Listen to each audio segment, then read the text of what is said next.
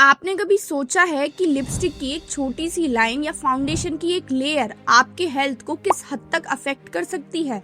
शायद नहीं, क्योंकि जब हम मेकअप लगाते हैं तब हम अपने आप को खूबसूरत महसूस करते हैं, पर कभी ये नहीं सोचते कि जो प्रोडक्ट हम यूज कर रहे हैं अपने चेहरे पे, उसमें आखिर असल में है क्या। और यहाँ सबसे बड़ा सवाल जो है वो ये रह जाता है, क्या मेकअप एक चॉइस है या फिर एक मेकअप मजबूरी बना दी गई है। So hello everyone, I am Anjali and you are watching seeking fact, जहां आज इस वीडियो में हम बात करने वाले हैं मेकअप इंडस्ट्री की, किस तरीके से एक साइकोलॉजिकल वॉरफेयर के थ्रू हमारे दिमाग में बिठा दिया गया है कि मेकअप हमारे लिए बहुत जरूरी है, और क्या है मेकअप का इतिहास, कैसे मेकअप जो है वो एनवायरमेंट को भी इम्पैक्ट डालता है हमारी बॉडी के साथ साथ, और ऐसे कौन से इंग्रेडिएंट हैं जो अगर किसी भी मेकअप प्रोडक्ट में होते हैं तो वो आपको नहीं खरीदना चाहिए।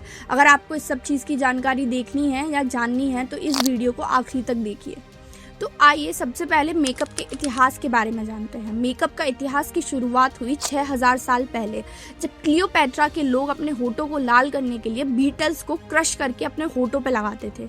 वहीं दूसरी तरफ एंशिएंट इजिप्शियन में भी मेकअप का बहुत ज़्यादा ट्रेंड था। वहाँ के लोग आईलाइनर लगाते थे जिसे वो कोल कहा करते थे, लेकिन इसके पीछे उनका एक सिंबलिक रीज़न था। वो मानते थे कि ये आईलाइनर उन्हें ईविल आई से बचाएगा, और उसमें जो भी इंग्रेडिएंट यूज़ हुआ करते थे वो सारी नेचुरल चीज़ें हुआ करती थी। लेकिन फिर आया यूरोप का जमाना, जहां पर सफेद चमड़ी को एक स्टेटस का सिंबल बना दिया गया और लोगों ने अपने चेहरे पे लेड बेस्ड पेंट लगाना शुरू कर दिया। ये यहाँ वही लेड की बात हो रही है जिसे हम पॉइजन मानते हैं। वही लेड जो बैटरीज में यूज किया जाता है, उसे वो स्टेटस सिंबल मानते थे और उसको अपने चेहरे पे लगाते थे, और इसी तरीके से धीरे धीरे खूबसूरती को एक नेसेसिटी बना दिया गया। और धीरे धीरे यही मेकअप जो है पूरे विश्व में फैल गया।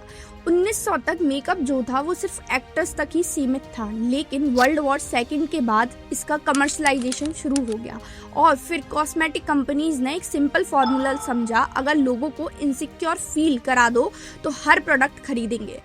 और आज दुनिया भर में रोजाना 5 करोड़ लोग मेकअप यूज करते हैं। पर सवाल ये नहीं है, सवाल ये है क्या ये सेफ है। तो आइए समझते हैं कि ये मेकअप कितना ज़्यादा सेफ है, और इसकी शुरुआत करेंगे हम सबसे पहले लिपस्टिक को डिकोड करके, जो कि सबसे ज़्यादा फीमेल फैमिली प्रोडक्ट माना जाता है मेकअप के अंदर। एक लिपस्टिक में क्या क्या हो सकता है आपको पता है? एक लिपस्टिक के अंदर लेड होता है जो ब्रेन डैमेज कर सकता है। उसके अंदर पैराबेन्स होते हैं जो काफ़ी ज़्यादा हार्मोनल डिसबैलेंस कर सकते हैं। पैथलाइट्स होते हैं जो कैंसर जैसे और फर्टिलिटी जैसे रिस्क ला सकते हैं। वहीं टेल्कम पाउडर जो यूज करते हैं उसमें इतना ज्यादा कंटेमिनेशन होता है एस्बेस्टोस का, जिसकी वजह से कैंसर हो सकता है। ये सारे टॉक्सिक इंग्रेडिएंट हैं जो एक प्रोडक्ट में है, और most of the Indian house ladies जो हैं वो इसे डेली बेसिस पे यूज करती हैं। तो आप सोचिए कि एक लिपस्टिक की लेयर आपको कितना ज्यादा हार्म पहुंचा रही है। तो आइए मैं आपको अब कुछ लिस्ट बताती हूँ ऐसे इंग्रेडिएंट की, अगर वो आपको किसी भी मेकअप प्रोडक्ट पे दिखे तो आपको वो नहीं खरीदना है। जैसे कि इसमें सबसे पहला है पैराबेन्स। अगर आपको किसी भी प्रोडक्ट के लिस्ट ऑफ इंग्रेडिएंट में पैराबेन्स लिखा दिखता है तो आपको वो नहीं खरीदना है, क्योंकि उसकी वजह से हार्मोनल इम्बैलेंस और ब्रेस्ट कैंसर जैसी बीमारी आपको हो सकती है। और इस चीज़ की गाइडलाइन WHO ने भी दी है, जिसे हम वर्ल्ड हेल्थ ऑर्गेनाइजेशन कहते हैं। उसने भी इसकी वार्निंग दी है कि अगर आप लॉन्ग टर्म पैराबेन के एक्सपोजर में रहेंगे तो उसकी वजह से आपकी हेल्थ पर काफी ज्यादा हार्मफुल इफेक्ट पड़ सकते हैं। दूसरा जो इंग्रेडिएंट है वो है SLS, जिसे हम सोडियम लॉरेल सल्फेट बोलते हैं, जो ज्यादातर फेस वॉश में यूज किया जाता है झाग बनाने के लिए, फॉर्म बनाने के लिए, जिसकी वजह से स्किन बैरियर डैमेज हो सकता है, एलर्जिक रिएक्शन हो सकते हैं। तीसरा जो प्रोडक्ट है जिसे हम बोलते हैं पैथालेट्स, ये जो है एक केमिकल है जो ज्यादातर फ्रेग्रेंस इनहेंसर के तौर पे यूज किया जाता है। जो खुशबू आपको मेकअप प्रोडक्ट्स में आती है वो इसी की वजह से आती है, जिसकी वजह से काफी ज्यादा हमें रिप्रोडक्टिव डिसऑर्डर हो सकता है और इनफर्टिलिटी देखी जा सकती है। अगला केमिकल है फॉर्मल्डिहाइड, जो एक तरीके का प्रिजर्वेटिव है। इसका एक साइड इफेक्ट है कि ये कार्सिनोजेनिक है, मतलब ये कैंसर कर सकता है आगे चल के, और इसी वजह से ये बहुत सारी कंट्रीज में बैंड भी है। अगला जो केमिकल है वो है मरकरी, जो आपने सुना भी होगा बहुत बार। ये ज्यादातर फेयरनेस क्रीम में यूज किया जाता है, और जिसकी वजह से WHO ने भी इसके रिगार्डिंग अलर्ट किया है कि अगर आप इसको यूज करते हैं, ऐसी क्रीम को जिसमें मरकरी की अमाउंट ज्यादा है, तो उसकी वजह से आपकी स्किन पे साइड इफेक्ट भी होगा और ये आपकी किडनी तक को डैमेज कर सकती है।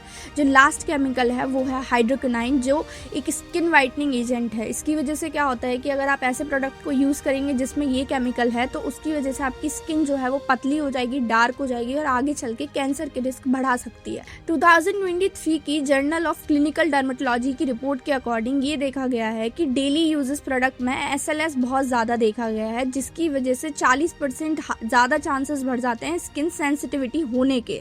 अब आप ये सोचिए कि आप जो रोज़ाना लगा रहे हैं वो कोई मेकअप प्रोडक्ट नहीं है, बल्कि एक प्रोडक्ट है जो बहुत सारे केमिकल से भरा हुआ है और जो आपकी स्किन पे लगे तो आपकी स्किन को भी डैमेज कर सकता है और बॉडी पर भी काफ़ी ज़्यादा इम्पैक्ट डाल सकता है। ये ब्लड स्ट्रीम में चले जाते हैं जो काफ़ी गहरा इफेक्ट करते हैं। यहाँ पर ये बात समझना बहुत ज़रूरी है कि मेकअप लगाने से तुरंत कोई दिक्कत नहीं आती है, पर अगर आप किसी भी प्रोडक्ट का डेली बेसिस पे यूज़ कर रहे हैं तो वो आपकी स्किन को स्लाइटली डैमेज ज़रूर करेगा। फिर वो लिपस्टिक हो, फाउंडेशन हो, कंसीलर हो, आई शेडो हो, आईलाइनर हो या मस्कारा हो, कोई भी प्रोडक्ट जो आप डेली बेसिस पे यूज़ कर रहे हैं वो स्लाइटली आपकी स्किन को डैमेज करेगा ही करेगा।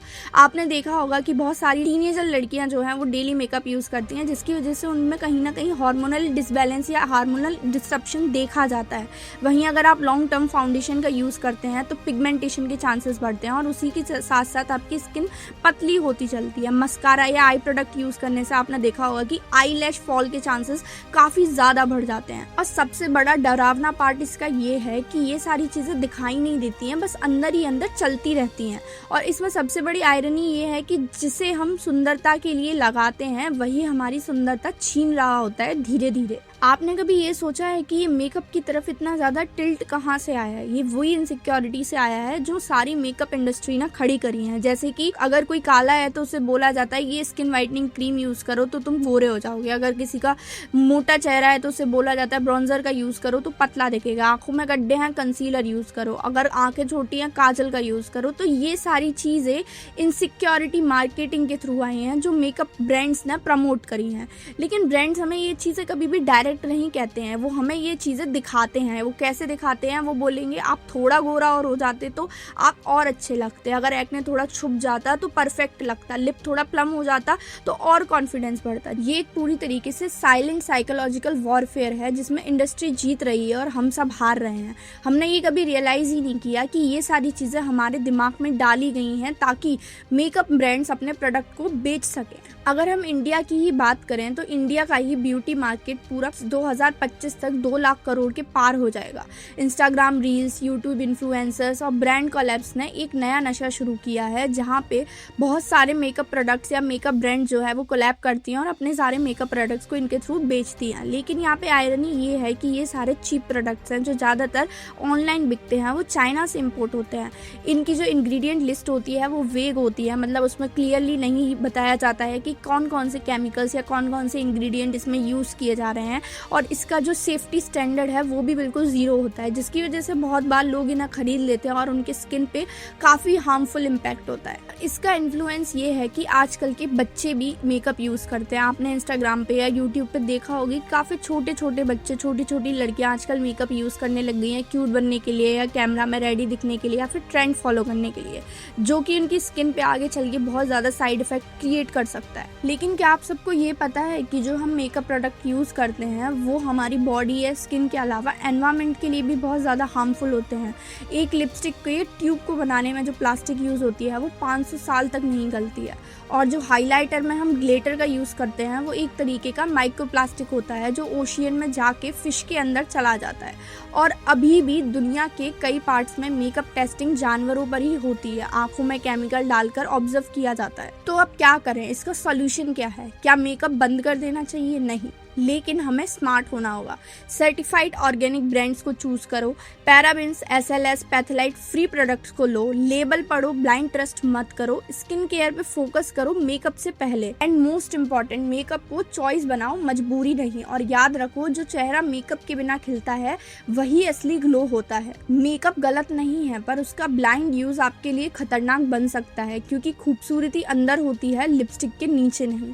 So if you find this video interesting, then please do like, share and subscribe to our channel Seeking Facts.